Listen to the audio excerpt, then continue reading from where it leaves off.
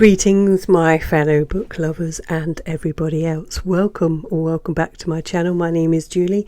Today we are doing an original non-fiction November tag that I made because I want to celebrate everything non-fiction, so I'm doing a tag. Now we have quite a few questions to get on with, but there's only one question here that asks you to recommend a book. The others is just like chatty questions. So let's get on with it. The first question is, what motivated you to pick up your first non-fiction book? And actually, can you remember it? I don't actually know what motivated me to pick up my first non-fiction book. And no, I can't remember what it was all those years ago. But I just have memories of enjoying non-fiction. I'm trying to search my memories, but I honestly, at school, non-fiction, at school, your textbooks and workbooks and things. But for my personal enjoyment, no, I have no idea. It's a tough question. Next question is, how do you choose your next non-fiction read? How do I choose my next non-fiction read? Well, it really, really matters on my mood at the time, because I may be into something.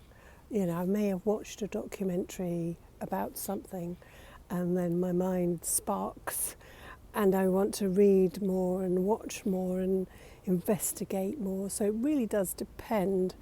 If I haven't, then I just go with my mood, really. I do quite like the odd non-fiction. Well, I say odd, like I read a book on cheese, British cheeses, and then the history of the biscuit. I read a book on Marmite and Heinz ketchup. So it really does depend. However, sometimes I can just look at my range of non-fiction and go, The thing with non-fiction with me as well, sometimes I don't read it all the way through in one go. Sometimes I'll pick it up and read this bit and pick it up and read that bit. So over the months, I actually do get to read the whole book, but not in sequential order. When reading your non-fiction books, do you take notes? Do you annotate? Do you just let the information wash over you? Do you just think, well, I'm enjoying it at the time, whether I remember what it's saying in the future, who knows? But I'm taking out what I can for it right now. This is my view right now, and it was just too good not to show you. So I'm going to answer my third question with a view, even though it has nothing to do with the question. It says, do you take notes or do you annotate your non-fiction? Well, that really does depend, actually, whether it's my book or a library book. Obviously, you can't annotate a library book because, that would spoil it for somebody else. But for my own books, I've very, very rarely annotated. So if I'm squinting, the sun's in my eyes.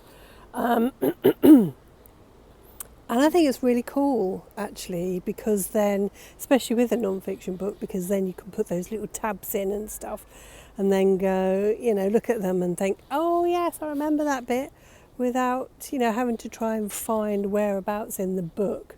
So I think it's very cool, and I might give it a go, but at this moment in time, I don't annotate, and actually I don't take notes. Have you read a non-fiction book that has challenged your beliefs or assumptions? So have I read a book that has challenged my beliefs or assumptions? That's a difficult one, actually. I've read a lot of spiritual books over the years. They have challenged beliefs and assumptions. And actually, I kind of answered my question there, didn't I? I feel they've educated me as well, which is a good thing. It's good to learn something new.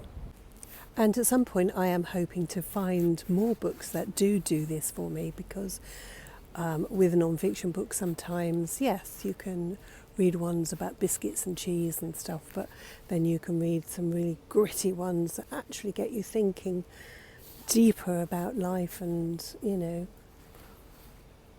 what are the questions? What is the meaning of life? I don't think it's 42. I mean, sometimes you can read a book and it will give its point of view and you think, no, I disagree with that 100%. And then with me, I'll work through why I disagree. I mean, I won't necessarily say that to anybody. I'll think it or talk to the book while I'm reading it. No, I disagree with that. I see your point of view. I respect it, but actually I don't agree with it. But then sometimes I'll read something because I want to be challenged.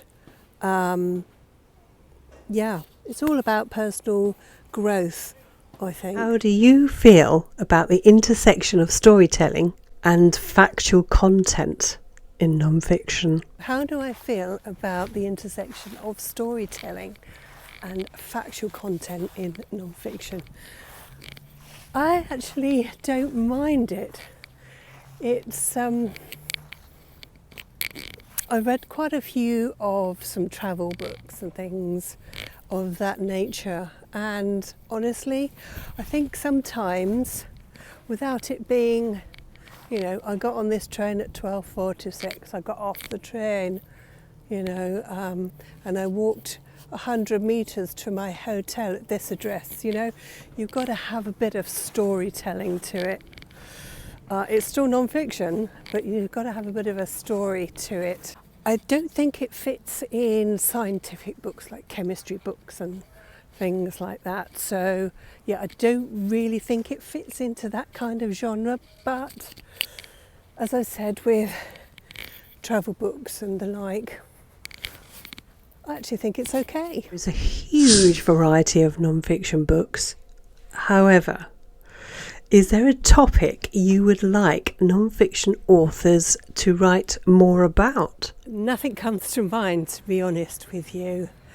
I have a plethora of all the books that I want to read and the interests I like, and actually have thought about writing a non-fiction book myself, to be honest with you, but I've never gotten around to it, and will I? I don't know, that's the question. But it's kind of a short answer to this because I don't think I can think of anything. Do you or have you incorporated insights from your non-fiction books in your daily life? Have I ever incorporated the information I've read in a non-fiction book in my everyday life? I think subconsciously, yes, I must have. Sitting here right now thinking, have I? I must have. As I said, subconsciously, I really do think I have at some point. Recipe books, for example, ones that I have really enjoyed doing, I've done over and over again, and after a while you get used to the recipe, so you don't need the book anymore. So yes, that's kind of integrated information from that book into your brain. And I think general knowledge, when you're just talking to someone, having a really good conversation, and so much, if you're having a really good conversation, there's so much topics that can come up of interest, and you can go, oh, yes, I read such and such, and they can comment, really, or they've read something, or whatever. So, I think I have. Okay, so I am going to ask you to choose just one book from your non-fiction section and that you want to highlight and talk about. Doesn't necessarily have to be your favourite one. Could be the most recent one you bought. It could be one that you didn't really like. It could be anything. So just choose one and come and tell us about it. Now the last question is, choose just one book from your non-fiction collection. Now I'm obviously not at home, but I know which book I would choose, and that's The Fragrant Pharmacy by Valerie Ann Worwood, which is a book that I have for a very long time, and it's well loved and well thumbed, and actually it's one of those books you've had for so long, it's the pages are going brown, and it opens in specific places that I've read quite a lot. Now I'm going to show you a bit more of the book. The Fragrant Heavens provides comprehensive advice on the use of fragrance in many fields of spiritual practice being used today. It describes how plant energies can affect a positive connection between the physical and the spiritual self, and how fragrance is associated with the human aura. This book provides a truly revelatory, comprehensive study that will guide you in your search for spiritual awareness. Now we have come to the end of the video, and which means that I am going to tag some people in this tag. Now, if you hear your name, you have been tagged. So, Triumphal Reads, History Shelf, A Book Olive. I know she's very busy, so she might not do it, but you have been tagged. Coiny Reads, and the final one is Books and Cooks. But if you have watched this tag and you want to do it and you haven't been tagged, then I am tagging you. Anybody else that hasn't heard their name and they want to do it, please do so. Just remember to tag me in your video and I should come straight over and enjoy it. Thank you everyone for stopping by and coming along and watching my tag. I've enjoyed my day out walking in the sunshine and some brilliant views. I will see you in the next one. Bye.